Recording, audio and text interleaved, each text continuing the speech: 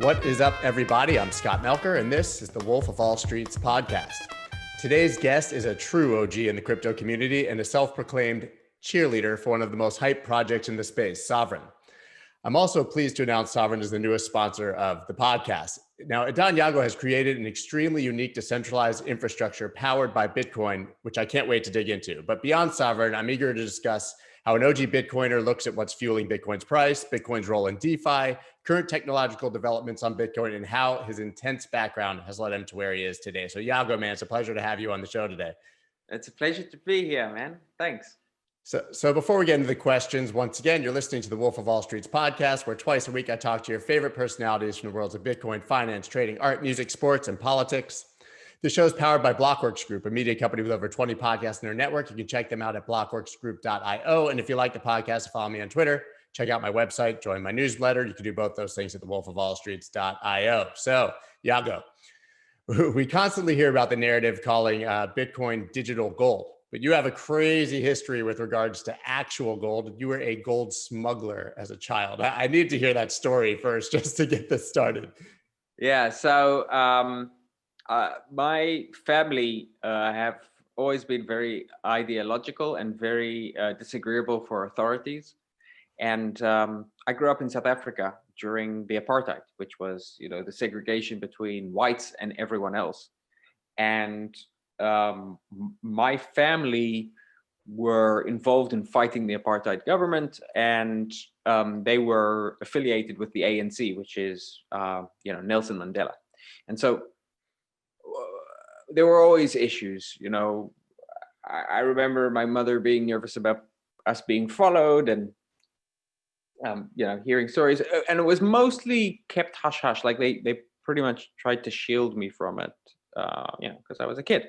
But one night, I was woken up because there was like commotion, and my uncle was in our house, and there was like running around, and my grandfather was talking to him and gave him keys to my grandfather's car so that he could basically drive through the nights to get out of South Africa, because he had discovered that the authorities were after him. So after that, we were, trying to get out, and there were other members of the family who were getting out. And so there needed to be some way to get the family funds out of the country. So, like many countries today with oppressive governments, like Venezuela or China, and even some countries with less oppressive governments, like Korea or Brazil, there were significant capital controls in South Africa. So what my mother did is she converted funds into Kruger rands, which were these South African gold coins, and sewed them into my clothes. And I started having trips overseas, like a loan, which were basically smuggling trips because they wouldn't search kids. So that's how we got the funds out of the country. And, between that and several other stories that I'd grown up on about my family, smuggling or surviving in different places, like in Eastern Europe as refugees, or dealing with capital controls in the communist bloc. By the time I came across Bitcoin, I think I was primed to realize its potential. And I basically, it screwed up my life. Like after I encountered the white paper, I basically dropped everything else I was doing. And for the last, almost 10 years, I've been engaged 100% in the space. So can you talk about that first introduction to Bitcoin and why it was so powerful for you? Obviously, as you said, you were primed for it, but it's a big step to drop everything and, go full time into something at the time that was especially so nascent and small. Yeah, so I think I've inherited the whatever gene it is that is in my family that makes us difficult people when it comes to dealing with authorities. I've always been sort of politically engaged and active, but also from an academic perspective, I was studying neuroscience, and specifically I'd been focusing on neural networks. And so the way I actually came across the white paper was because I was reading papers in networking science. This was totally different and took me by surprise. But given sort of my background from the perspective of thinking about what happens when governments go wrong, thinking about how important monetary sovereignty was for personal freedom, I don't think that a person can be free if they don't have freedom over their assets. And that's also why governance, that's the first thing they always squeeze. And also because I was just, intellectually fascinated and curious with my optimistic view of a future where we would use less resources, we would be less wasteful because we would mostly be using digital resources. We would live in more and more digital worlds as we spent more and more time in the internet, as the internet became more and more immersive. I just felt it was the future in it touched every single nerve. And it was clear to me that as big as the internet was, the biggest thing it was missing was a homegrown economy, a way of having a proper economy. And a proper economy means scarcity. So if you think about all of the industries that managed to grow up with the internet up until this point, they've all been based around things which don't require scarcity. It's mostly been advertising, right? Because advertising is the only thing that you want to sell where you want people to replicate it. Like, you're happy for there to be no scarcity. If people sort of like share your ad with their friends, that's a good thing, right? Everything else you kind of want to maintain scarcity. And so Google, Facebook, Snapchat, TikTok, all the big internet companies are driven by advertising, which is just such a weird thing. It's such a big part of our economy, but all it does is advertise. And it was clear to me that the shoe that hadn't dropped was having digital native scarcity, and Bitcoin invented that. And so that, I think, of all of the other stuff, it was clear to me that not only was this the right thing to do, but that it would be successful because it was the thing that we needed to do. It was I didn't realize this at the time, but I had like an intuition. I think what has become clear to me over the years is that Bitcoin is a reformation. Bitcoin is a revolution of freedom, but it's dressed up as a get-rich-quick scheme, and that's what makes it so successful. Yeah, that's true. You need the speculation for those who believe in it to actually profit and see it come to fruition in the end. And I think that's something that we're seeing very clearly now, certainly through the back half of 2020 and coming into 2021. One of the big hot topic issues of the last year in crypto obviously has been DeFi, right? We've seen all these platforms built largely on Ethereum, insane gains and losses by people speculating on food coins and yield farming and all of this stuff. I know that it's your contention that the real base of DeFi should and can be Bitcoin. So I'd like to dig into that because I think most people's view at the moment is that it's an Ethereum-based, concept. Right.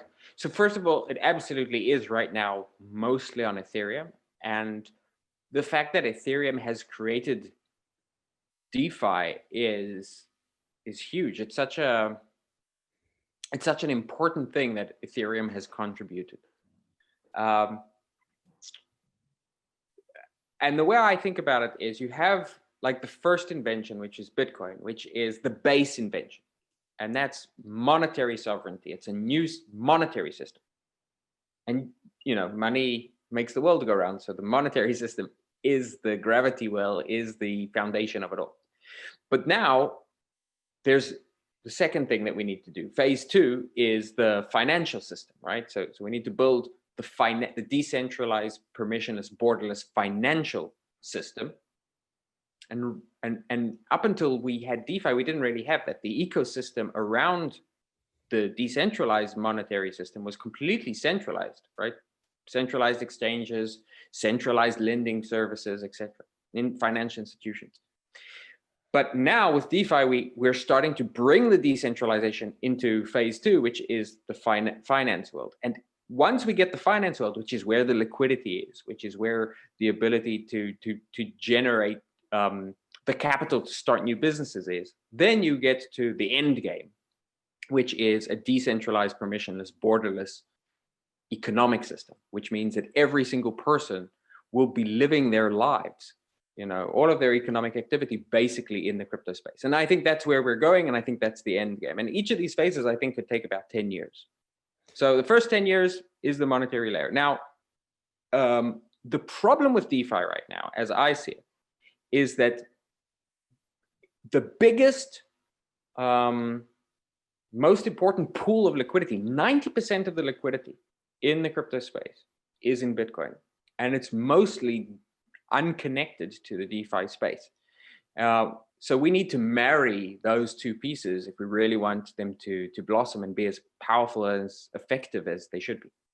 And that's a perfect segue into Sovryn, right? I mean, that's what you guys are doing. So I'd love for you to talk about the platform and how you're making that happen. So what Sovryn is, I think maybe one way to think about Sovryn is a side chain to Bitcoin, which means that it is Bitcoin native. It has Bitcoin as its native currency. It is secured by Bitcoin proof of work through merge mining. And at the same time, it's deeply connected to, and we'll get more and more deeply connected to Ethereum. So it's on the one hand a sidechain to Bitcoin. On the other hand, it's like the Bitcoin shard for Ethereum. And the goal exactly is to provide the glue between those two worlds. And this is because, on the one hand, on the ideological side, right, I believe that if people are going to be free, then we need to have a financial world which is as decentralized as our monetary base in Bitcoin. And then sort of on the greed side, and the reason I think this will work is, when I was a student, I had a finance professor. And in the very first class, the finance professor said, the way you build a successful financial system or a successful financial business is you basically need to just do one thing.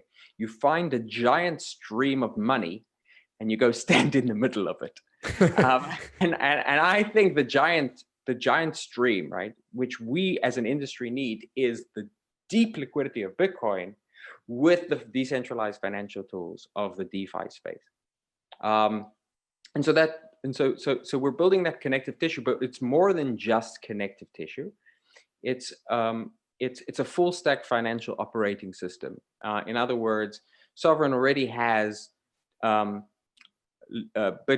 and other tokens, sort of like Ethereum tokens, that you can trade in a decentralized way. You can margin trade, leverage trade, borrow, lend. And so all of the key financial primitives are being built, and the community is building more and more all the time. And there's always the adage in the Bitcoin community, certainly in the Maxi community, not your keys, not your Bitcoin, right? And so I think that in many people's view is what keeps a lot of those people, big holders, from participating in DeFi, because they don't want to put their Bitcoin on a platform where they don't own the keys and they're not their own bank. But I know that that's also something that Sovryn is solving for, correct?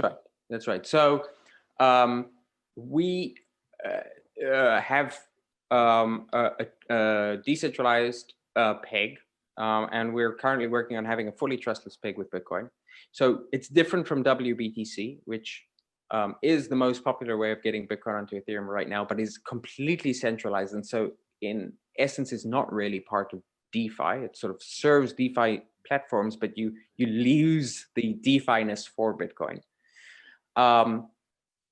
And beyond that, it's also secured by Bitcoin proof of work. So if you think about one of the important things, and one of the things that people who are using Bitcoin care about, is making sure that their security is the highest level of security that exists, which is, like nothing matches Bitcoin's proof of work. And also, I suppose, for many of them, like many of the big holders, are OGs, are whales who have been in this from the beginning and believe in the system, and they want to continue to support the continued growth of Bitcoin. And so when you pay fees like gas fees, right, in Sovryn, you're actually paying the Bitcoin miners, helping to provide even additional security to Bitcoin. And as a result, Sovryn has an interesting property that when you're using Bitcoin, you're secured by Bitcoin. And when you're using like Ethereum or an ERC20 in this decentralized exchange, you're secured by Ethereum. And so you always have the security assurances as sort of like the parent chain. And maybe we should talk a little bit about how I think parent chain, the world of parent chains is changing, right? So right now, I think we're going through a very exciting and somewhat scary time for Ethereum. Ethereum has probably is kind of outgrown itself, right? Sure. Transaction fees alone can sometimes be, just in the gas, $350, right? A couple of days ago, even something as simple as a Uniswap swap was $40 per transaction. Unless you are a whale, there's no ways that you can use that profitably, and probably even most whales can't profitably trade at $40 per transaction before transaction fees, right? Before trade fees. And so one of the things that I think is most beautiful about Ethereum is that it is a hyper-inclusive culture. But at the same time, it's kind of become the most hyper-exclusive chain, right? A chain that, you know, only whales should use because everyone else gets crushed. And I think everyone realizes this. And so it's clear that over the coming few months, more and more activity is going to move off-chain into layer 2, primarily through bridges with projects like Sovryn and roll-ups, which Sovryn is actually going to be transitioning to a roll-up as well. And this will help provide much needed scaling capacity to Ethereum. But at the same time, it's actually going to break with a high level of probability. So I can't say this for sure, but based on, you know, if you actually, you know, consider it, there's going to be all of these different bridges, all of these different layer 2 rollups. And right now, every single dApp in the Ethereum ecosystem is very, very tightly connected to all of the others. The liquidity moves between them. They all kind of rely on each other. There's a high degree of what they call in the DeFi space, composability, right? Lego pieces. What happens when you break that composability? Because every project or multiple different projects go to different spaces, right? So we're going to go through a period where we're going to suffer with the problem that wallets won't be as interoperable as they are now. Projects won't be as interoperable as they are now. Liquidity won't flow as easily as it does now. And eventually this will get solved, but there's going to definitely be a dislocation. And so one of the things that we're doing with Sovryn is we are building it as a full stack system where it can interoperate with everything else, but it isn't reliant. It has its own trading mechanism, its own AMM, its own lending, its own market making and liquidity. And it's kind of amazing what the community have built in such a short space of time. They've really reconstructed all of the basic aspects, the basic, you know, the primitives, we call them, of finance that is required for DeFi. So it sounds like for you, the end all be all is Bitcoin. And so you can take the example of what's being built in other places and improve upon it and put it on Bitcoin and make it better. Well, I don't think it's the end all. I really love what's being built on Ethereum. I think that Ethereum in isolation of Bitcoin, it loses a lot of its power. And Bitcoin in isolation to Ethereum loses a lot of its power for the reason that Bitcoin is the monetary pool. It is where the liquidity is. There's a second piece of liquidity, which is stablecoins, which also are struggling right now on Ethereum. You know, I mean, we pay, all the vendors I work with, we pay with stablecoins, and it's become so expensive just by making payments. It really is great. It's really crazy the last few weeks. And there's been phases this summer and later that it was crazy. But like you said, I mean, sometimes if you want to send a small transaction and pay $20 or $30 for it, it doesn't make much sense. Exactly. So I think there is a bit of a misalignment in terms of where we think the network effects are in the blockchain world. I don't think they've ever really been in the blockchain. And we know that because there was the Bitcoin blockchain, but now there's a lot of other blockchains, right? We also know that because there is the Ethereum blockchain, but everyone's going to have to move to layer 2. The real locus of gravity, the real network effects are in the assets. And the two big assets that have network effects right now in terms of liquidity pooling is, on the one hand, Bitcoin as the reserve asset, and on the other hand, stablecoins as the bridging asset to the rest of the fiat world. It's interesting that you bring up stablecoins, because obviously, you were inspired by the white paper, which is a peer-to-peer cash, right? Yeah. And to some degree, I mean, I've made the argument before and heard many others make it. We've seen Bitcoin sort of, polarized towards the store of value narrative, because stablecoins have come in and are actually, to some, the superior cash. Do you think that stablecoins to some degree are far more transactable and have replaced that part of what Bitcoin was intended for?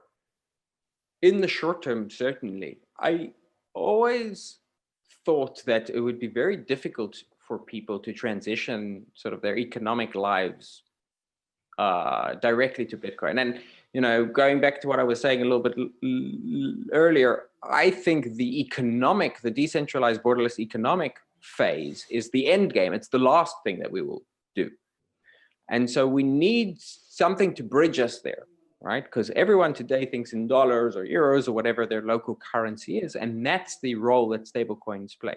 I don't think stablecoins are the long-term vision of anyone. Yeah. But the short term, when you're thinking short term in crypto, 10 years is still quite short term. This is a generational project.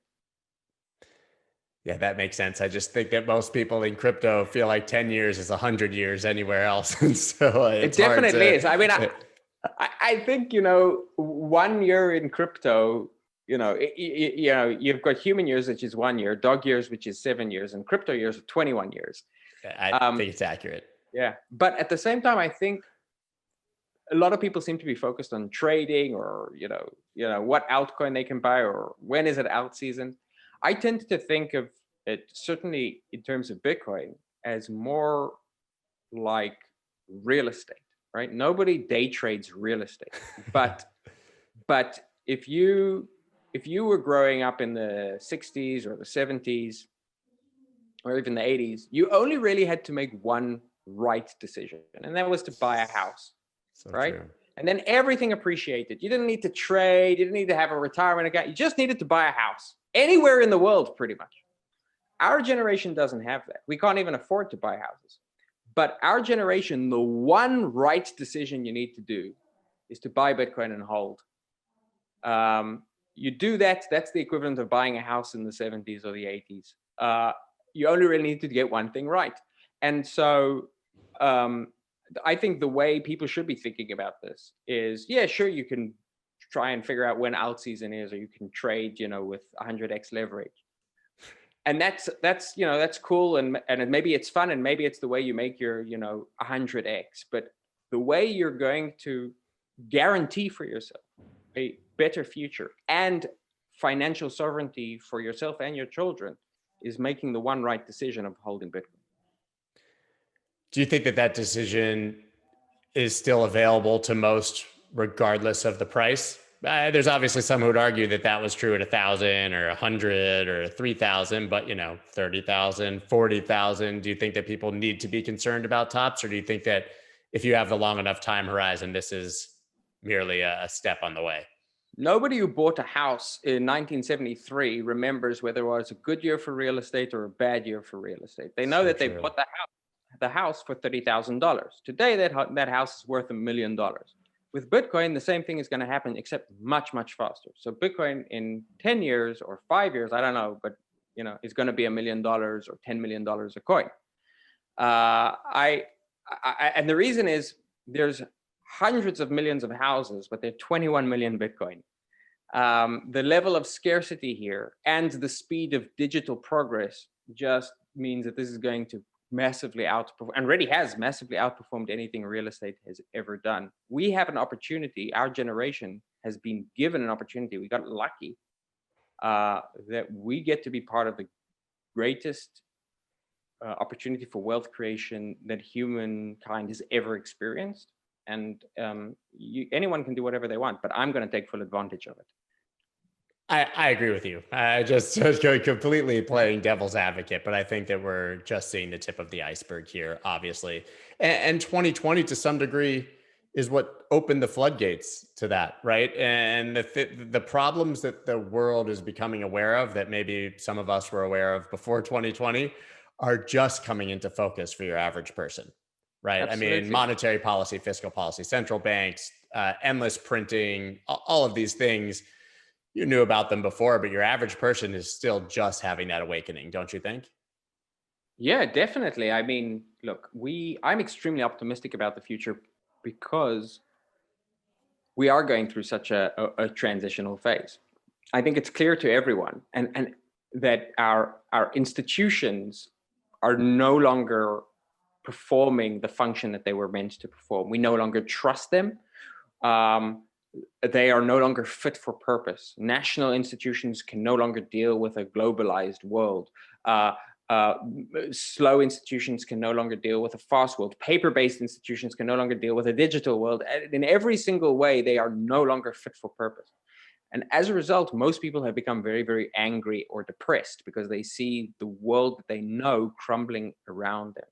I think we are at the precipice of change, but what's going to happen is once we're pushed over that precipice, it's not that we're going to fall, it's that we're going to fly. Everything that all of the stuff has been holding us back. The academia and how old and inefficient has been holding back science. Politics has been holding back social change.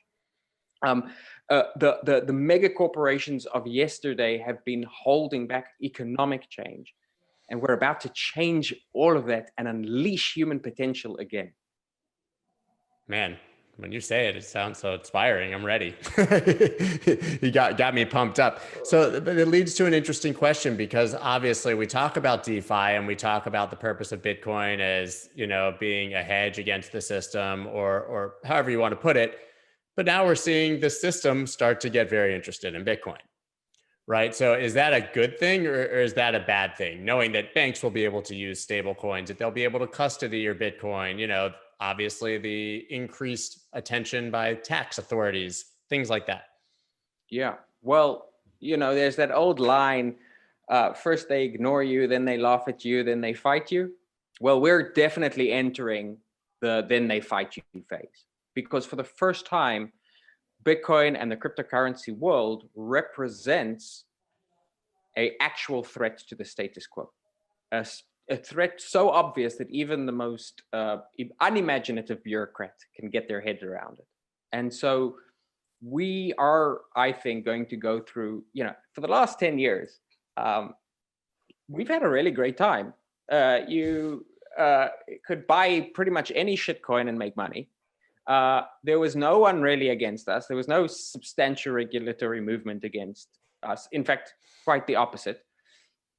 And you look like a genius. And so we did what people who have too much time and too little challenge on their hands always do. We turned on each other, right? We started fighting among each other. We would go onto Twitter and tell each other why each other's coins were shit. And most of them were, but the point is that was not nearly as important as it felt. But hard times make strong people, and strong people make good times. And I think that the secret sauce there is unity. And I think that we're about to be attacked.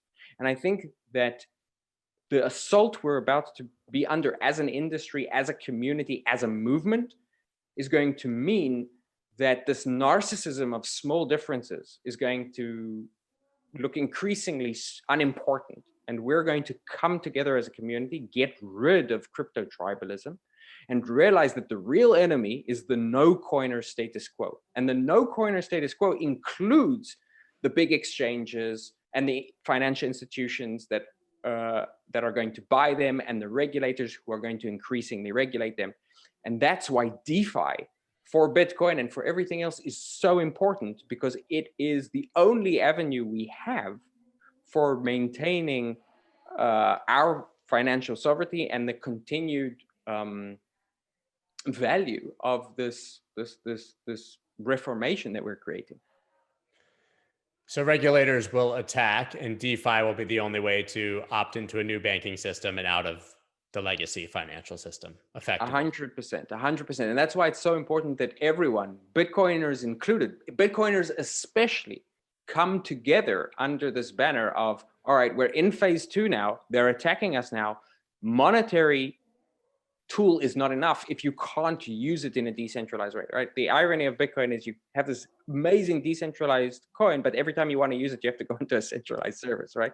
Yeah. That's not good enough anymore. It was maybe it was fine for the first 10 years when we were in the honeymoon phase, but now the real game has started.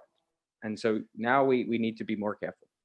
To that point, I mean, Bitcoin can't be banned, right? I mean, nobody can ban Bitcoin. They can't stop the network, but they can certainly make it really difficult to get your dollars in and out. Exactly. Or whatever currency or you're even your transacting. Bitcoin in and out. And that's the real threat, right? The travel rule is basically going to squeeze exchanges or lending platforms, right? That where you have like been lending your Bitcoin or staking your Ether. It's going to basically say, listen, Binance, listen, Kraken, listen, Coinbase. Phase 1, right? We're going to warn you. Phase 2, we're going to tell you, you're not allowed to let withdrawals happen unless you can say with certainty that the person withdrawing it is withdrawing it to their wallet. And there's no way you can say that with certainty. And if you can't say it with certainty, then you, Mr. CEO, and you, Mr. Compliance Officer, well, at any time, you may be liable for criminal charges. And so what are the exchanges going to do? What are the exchanges going to do when they want to IPO like Coinbase? What are the exchanges going to do when they want to be bought up by Fidelity? They're going to have to play by the rules. And the rules are going to be no more sovereignty, no more sovereign wallets. So it's going to become very, people can find themselves suddenly trapped outside of the permissionless crypto space if they are using centralized services. That's scary. I think so. I think it is. Yes. And I think it's especially scary if you're sitting where I am in the United States. Yes. And because most of these things that we're discussing are not theory anymore here. The idea that you're talking about with KYC and AML for private wallets is on the docket already in the United States, and they gave a very short time for people to comment, and they did it over a winter break when nobody was in session or at work. I mean, the writing's on the wall. So if you're an American, what are you supposed to do? You're going to have to play by the rules just like those exchanges. That's right. I mean, look, America, the beacon of democracy for the world, right? The land of the home, the free and the brave, right? It is also the country that confiscated everyone's gold in 1936, right? Now, 1936, the United States was not less democratic than it is today. If anything, it was more democratic, Sure. more liberal, right? In the classical sense, more constitutional. And yet it is the country that confiscated everyone's gold. So if it could happen once in the United States, it can happen twice. Sure. Okay, so let's dig into what DeFi and Bitcoin together look like. We obviously hear a lot now about people saying, don't sell your Bitcoin, just take a loan against it. What does that look like for the average person? So right now you have basically two options. First of all, before we talk about how you can do that, maybe we should talk about why you'd want to do that. Sure, right? That's better. So let's say you have a bunch of Bitcoin right now, and you have expenses, right? So you want to spend money. You can sell, but that kind of sucks because this is the one good decision that you have to make in life is not selling your Bitcoin, right? The other reason it sucks is because if you sell your Bitcoin, you have to pay tax to the IRS, right? So there's an alternative. The alternative is you can take out a loan. If you go through a centralized service like a BlockFi, right, then all of the Bitcoin that you've given them to custody is at risk. But at least you've managed to take out a loan and you're paying maybe 6-7% interest per year on an asset that appreciates 100% a year. So you're easily paying back that loan just from the fraction that of increased value that you have. But there's a better alternative now with DeFi, with platforms like Sovryn. Deposit your Bitcoin in a trustless way where you maintain control of your keys, where it can never be confiscated by anyone, where the platform is as uncensorable as the asset. And now you're taking a loan out. You're basically borrowing from yourself. You're borrowing a stable coin, or you're borrowing a Bitcoin-backed stable coin, even better. And basically, you're now able to live like a rich person. So how do rich people live, right? They've got yachts, or they got big houses in Monaco. They never, they try not to have an income, right? Because an income is something you have to pay tax on. So instead, they'll go to a bank and they'll say to the bank, listen, I have a 50-foot yacht. Give me a $5 million loan with the yacht as collateral, and then they spend down that loan, never having to pay tax. And in the meantime, the value of the yacht or the art or the house goes up so much in value that it pays back the loan itself. Now that opportunity, and this is the coolest thing about DeFi, the coolest thing about Bitcoin, all of the opportunities that used to be available only to the 1% of the 1% are now available to everyone. And how so? Because Bitcoin is the greatest. I mean, I always argue Bitcoin is the greatest collateral that's ever existed. Exactly. You don't need to have a 100-foot yacht. You need to have, 100,000 Satoshi, right? You need to have 0.1 of a Bitcoin, and you're good. What if the price drops? I mean, devil's advocate, it does generally go up 100% most years. But if you did that in 2014 or 2018 or what was it, 2011, not as pretty. 100%. That's completely true. Which is why there's suddenly a quantifiable way to quantify that sentence: never invest more than you can afford to lose. How much can you afford to lose? The amount you can afford to lose is now quantifiable, because it's the amount of interest you can continue to pay without having to pay to start selling down your collateral, right? No margin call. Yeah, exactly. So now you know exactly how much you can afford to lose. So let's say you have a Bitcoin and you are borrowing $20,000 off the basis of that Bitcoin, and you're paying, let's make it expensive, 10% a year, right? So you need to pay back $2,000 per year to make sure you never have to sell that Bitcoin. So just make sure you've got $2,000 worth of income. Yeah, it really is that simple. And I think the days of it could go to zero are pretty much out the door. I hope, certainly. So, and how does your platform or any of these other platforms, how do they actually pay that yield? I'm not talking on the other side. If you're allowing them to lend your Bitcoin, not if you're taking a loan, of course. Right. So what all of these platforms do, what all of the decentralized platforms do, is they allow people to borrow your Bitcoin, but only in a way in which they are over collateralized. So for example, to borrow your Bitcoin, they would have to collateralize with, a Bitcoin and a half worth of value. Right. And then if that asset that they have starts dropping in value relative to Bitcoin, they get margin called, not you. And so you are secured. This is what's known as a secured loan.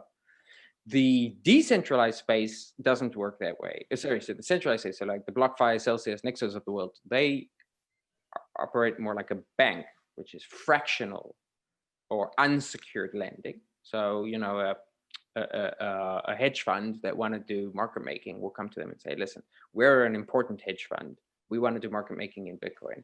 We don't have Bitcoin. We don't want to go out and buy Bitcoin. So we're going to borrow Bitcoin from you. And because we are such a respectable hedge fund, you'll let us borrow from you on the basis of our credit rating. Sure. And so BlockFi or Celsius will let them do that. The DeFi space doesn't work that way. And many people, I think, believe that that it's just too risky to lend out Bitcoin in that way. And in fact, one of the biggest centralized US-based VC-backed lending platforms just recently declared bankruptcy, taking a lot of people's assets with them. So the centralized world is not just problematic because of the regulations, it's also problematic because of the culture. It's also problematic because of the lack of transparency. And most of all, and basically this is the core issue for all of the other issues, it's problematic because of your lack of control as a user. Instead of you having the control, they do. So what happens when the actual banks start custodying Bitcoin and lending it? Because that seems, I mean, you're talking about fractional reserve and the problems with the banking system. I think that's what's coming. Right. If they're saying, if the OCC is saying, hey, you guys can custody Bitcoin, the only reason they want to custody Bitcoin is to be able to lend against it, right? Right. So there's a potential for rehypothecation there, right? So what is rehypothecation? Rehypothecation is a bank will say it's got 1,000 Bitcoin in its vault or whatever, but will lend out 3,000 Bitcoin, right? So a bunch of hedge funds and you and some other dude come and you all want to borrow Bitcoin, and so it lends to all of you Bitcoin. But how is that possible with Bitcoin? The only way it's possible with Bitcoin is on a centralized platform, right? So if you went to Kraken today and open up an account with them and they decided to offer lending and they lent you a bunch of Bitcoin, you would have no idea if they'd lent you actual Bitcoin or they just lent you and 10 other people the same Bitcoin, right? Right. But with actual Bitcoin, like on a DeFi platform, that can't happen because the Bitcoin that is lent to you is on chain. You can see it, and there's no sort of pseudo Bitcoin rehypothecation. That is kind of where something like WBTC on Ethereum becomes a little bit problematic, because it is on the one hand being used in DeFi, but on the other hand is through a centralized service, and so it's not real Bitcoin. But it's a step in the right direction, and I think we're starting to see things like Sovryn and TBTC take us even further in the direction of true on-chain trustless Bitcoin being able to be used in DeFi. And what reasons are you seeing people giving for wanting to actually borrow that Bitcoin? I mean, we obviously hear that people just want leverage and they want, to be able to short. Right. I mean, that's one of the huge purposes, obviously. What other reasons are people looking to actually borrow? So in retail, right, there's basically two reasons you would want to borrow Bitcoin. Reason number one, you're extremely bullish, right? So for example, in Sovryn, there's the ability to take Bitcoin and basically using your Bitcoin as collateral, borrow another Bitcoin. Right. So now if Bitcoin goes up, you see twice as many gains, but if it goes down, you see twice as much loss, right? So that's just basically, do I believe in Bitcoin? The second reason that retail, basically regular users would borrow is they want to go short, right? So they borrow the Bitcoin and immediately sell it because they think they can buy it back after the price drops. Then there are the institutions. The institutions have those reasons for borrowing as well, but they have additional reasons. So a big one is the institutions want to make markets or arb between price differences in exchanges, right? So that means that they need to, have tens of thousands of Bitcoin sometimes. Yeah, gotta create that sell wall. exactly, to create the sell. But it's extremely expensive to buy Bitcoin. Right. Much cheaper to borrow it at 6, 7, 8% per year, right? And so that's a big reason why they are using it. So it's basically the same thing, but with maybe a little bit more obfuscation or sophistication. Sure, that makes perfect sense. So I'm curious, you've been here since literally the beginning. I mean, within a year or two of the white paper being written, you've seen all the cycles. You saw the 2017 bubble, by any definition, I think now we can accept it as such. What do you think is so different this time? Well, what is different this time is, people have been shouting from the rooftops every single bubble up until now. The institutions are coming. The institutions are coming. This time it's actually happening. And that will, with a high degree of likelihood, change something. I don't think we have any idea what it's going to change. Does it mean that volatility gets dampened? Does it mean that this bubble is much bigger? Does it mean that this bubble is longer but with less ups and downs? Does it mean that there's not a big drop of this? We don't know. It's going to be, a wild ride. My intuition is that it will change something, but it's actually not going to change all that much. So we're still going to have a hype cycle. We're still going to have a huge up and then a hangover afterwards. I think it will change the accent that we're using in this particular bubble, but it won't change the words. But that's the big difference. The other big difference, and to me, this is the much more fundamental and interesting one, is that this time we have an explosion and a growth of decentralized platforms, which are starting to drive this. And that includes decentralized leverage, which means that we can sort of hyper pump and then hyper dump, which is definitely going to happen. Sure. But for me, the really fundamental thing here, if we're looking at the long-term adoption cycle, is I think this is the big cycle where decentralized services get adopted. And we talk about hyper pumps and hyper dumps. This will come out soon, but people don't know that as we're sitting here, we've seen Bitcoin drop effectively from 42,000 to just under, to just around 30,000 in a matter of days, and yeah. I'm sure that you are unaffected by these things emotionally after having been through it so many times, but you're talking about it, but it's actually happening to some degree right now. I mean, you're right 30% in a day or two, right? So we talked about an institutional floor, but it's still getting passed through. We can still see these huge moves, right? Yeah, definitely. And it may be that sort of if I have to put myself in the shoes of an institutional buyer who has various mandates around diversification and risk management, if I bought into an asset mid-December and it's now up 4x, I'm mandated to think I need to take some money off the table. Yeah. And so it might be that, we see this sort of like jagged sawtooth pattern emerging now. But again, that's like, it's a difference in flavor, but not in direction.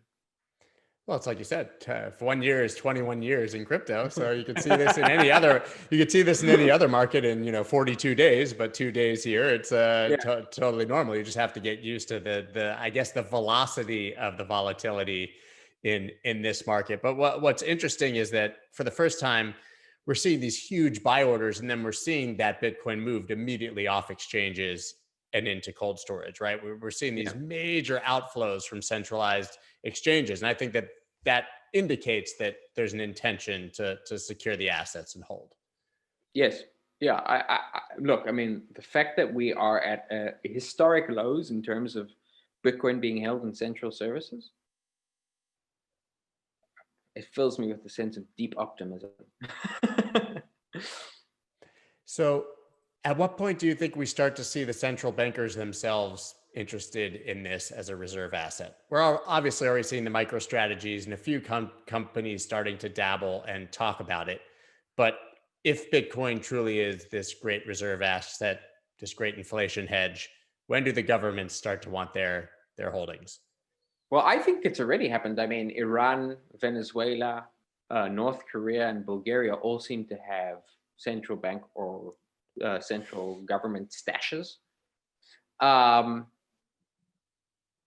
And I think it's the same thing, right? I mean, if in 2011, 2012, almost all the people who held Bitcoin were using dark markets, right? Right. The dark market, for regular people is the equivalent of the Iranian central bank for central bankers, right? So if you look at the same pattern of adoption, 4 years from now, major central banks are going to be holding Bitcoin. Right. So now it's the central banks that sort of have to, right? Exactly. They have all of these, the US government is, saying you can and can't do this. So it's sort of their hand is being forced. So you think that it evolves over the coming years from, it's an interesting take. And we're also seeing that those countries are mining like crazy, right? Yeah. And it's, and that's the crazy thing about it, right? I mean, sovereignty has always been a game. It's like the Game of Thrones, right? It's like, who gets to be sovereign? Kings and countries, right? Bitcoin is the first time that we, like just regular people, get to play the Game of Thrones, right? We get to play with the sovereign money itself, created ourselves, right? It's the first time that we're at the table with table stakes. And now the sovereigns are having to play our game. The geopolitical importance of Bitcoin is going to start emerging, right? So China are putting out a digital sort of cryptocurrency, right? Sure. That's a shot across the bow at the US dollar. So what are the US dollar doing? The OCC has now made it possible to hold Bitcoin and stablecoins by banks. What they're basically saying is, listen, you Chinese people think you're ahead of the game, but Tether is a $10 billion asset already, and we're about to turn it into a $1 trillion asset as well, and that we're going to do that by letting JP Morgan have a Tether, and by letting, Citibank have a Tether. And so you're going to see the US dollar continue to be used. But at the same time that they're doing that, they are introducing the on-ramps to Bitcoin. They're introducing the regulation that allows banks to hold Bitcoin, and they're introducing, as a result, the environment, which is going to make, if the United States want to fight this Chinese upstart, well, that means that the central bank is going to look for ways to combat it, and that's stablecoins and Bitcoin. It makes the United States seem so incompetent. I mean, you think about it, it's like go into Afghanistan, right? Fight with the Mujahideen, kick out the Russians, and then leave a gaping hole, which becomes a bigger problem for the Americans than there ever was when the USSR was there, right? I mean, right. And we've seen the United States do this in countless places around the world forever. And that what you're describing is somewhat the same thing, but with our money. So there was an Israeli ambassador to the UN called Abba Eban, who was eminently quotable. And Abba Eban has this great line. He said, the United States will always do the right thing after they've exhausted all other options. Yeah. And that's what we're seeing, right? The United States right now, they're flailing in every direction. On the one hand, banks are allowed to hold Bitcoin. On the other hand, we're going to try and introduce KYC on every single Bitcoin transaction. The flailing will end after they've exhausted all of those options. China remains a threat. Russia remains a threat. And the only way to combat it is to do the right thing, which is going to be to hold Bitcoin. So that's the path to central banks holding Bitcoin, is Absolutely. option of last resort, effectively. Yeah, I think so. It makes so much sense. So that said, we have all these stable coins, and you just talked about it. JP Morgan will get a stable coin. Citibank, you get it. It's like Oprah giving things out. You get a car, you get a car, you get a car, right? So then we're going to have this just incredible wealth of stable coins. They're not going to be interoperable. We're going to have this huge problem with too many stable coins doing too many things. And of course, that means the option of last resort is digital dollar, like a central bank digital currency, much like the digital yuan. So how do we get to a point where, there's one stable coin that actually works as opposed to this fractured sort of environment? And why wouldn't the United States at this point just make their own central bank digital currency and skip all of that? I don't think that's ever going to happen. And the reason is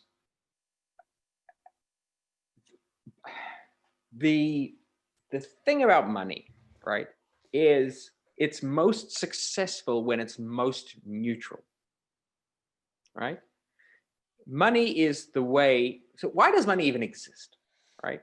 It's because at some point human society scaled to a point that you couldn't keep in your head, like, who's close to you? Who do I owe a favor to? Who can I trust? So it was initially like the ability for one tribe that didn't trust the other tribe to trade with each other. In other words, money is what glues together people who don't trust each other, which is why it has to be so neutral. The more the dollar becomes politicized, the less neutral it becomes, the less valuable as money it becomes. But the United States government, the central bank, the federal government are addicted to the power that the dollar gives them. And so they are going to burn through that credibility until it's gone. They will. That's inevitable. By printing. by printing, but printing is just the half of it. The other part is the sanctions. The other part is the financial surveillance, global financial surveillance, FATF, KYC, AML, all of these letters, right? The more letters they throw at us, the more USD becomes devalued. And that is a path that they will not be able to escape. Like a junkie, they will not be able to escape it until they've hit rock bottom, which is why stable coins that they will be issuing through their banks are going to be useful for a time and will ultimately be replaced by a global reserve currency. And luckily, you and I know the name of that global reserve currency. So we can get there before them.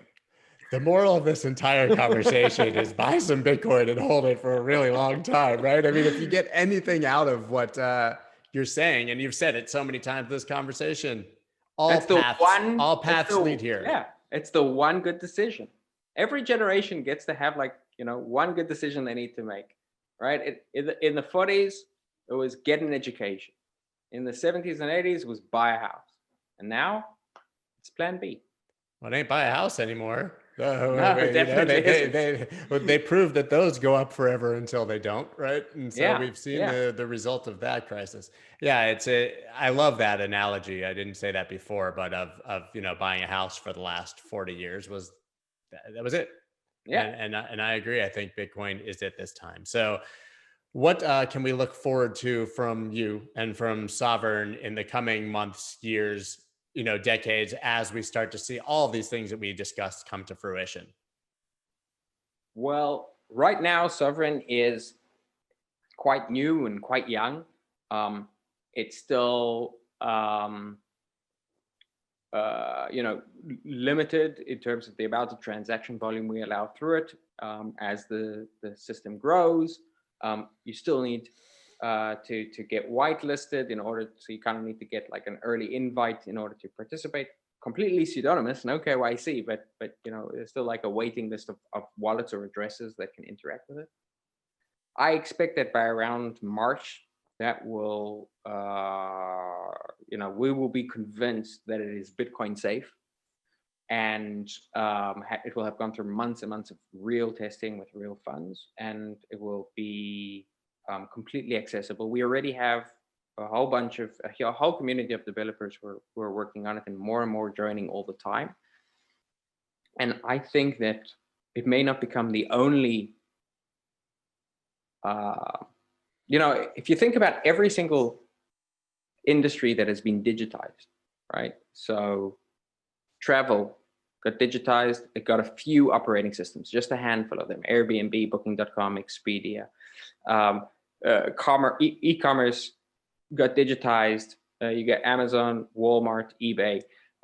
Search, you got Google, and maybe a few other like Bing and Google. And Google.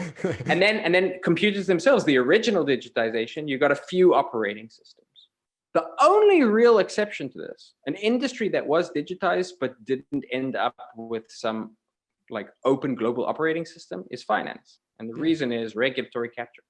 I think the beautiful thing about DeFi is it creates an opportunity for truly borderless systems. And I think we're going to end up with a global financial OS, which is going to be vastly larger, have vastly more access to liquidity than any bank we can imagine today. I hope that there won't just be one of them, because I think it's good to have more than one, just like it's good to have Linux and Windows and Android, and etc. And I hope it's not centralized. Not like a Ripple or a JP Morgan coin or whatever. And I think there's a very, very good chance that Sovryn will be a full stack financial operating system for a borderless future. I absolutely love it. So how can everybody sign up, participate, and follow you after this conversation? Well, I can be found on Twitter. I sometimes publish in CoinDesk or Bitcoin Magazine or some other places, but just Edan Yago, like at Edan Yago on Twitter. And Sovryn is at Sovryn BTC on Twitter, or sovryn.app is the website. And it would be awesome to see your listeners, find their sovereignty. And if they like it, give the gift of sovereignty to their friends and tell other people about it. That is the best thing that you can possibly do. And so everyone knows that's Sovryn. You'll see it obviously in the show notes, but it's a clever spelling and take on obviously being sovereign and sovereignty. Well, thank you so much for this conversation. Very inspiring, and especially from someone who's been here the whole time and is unrattled and sees the future, obviously, because I think that a lot of people are awakening to this shared vision of what this can be, what this movement can be based on Bitcoin. And I think you laid it out exceptionally well. Well, thank you very much, and it was great to talk to you again, and I hope we can do it again in the future. And in the meantime, let's all stay sovereign. Let's do it. Thank you.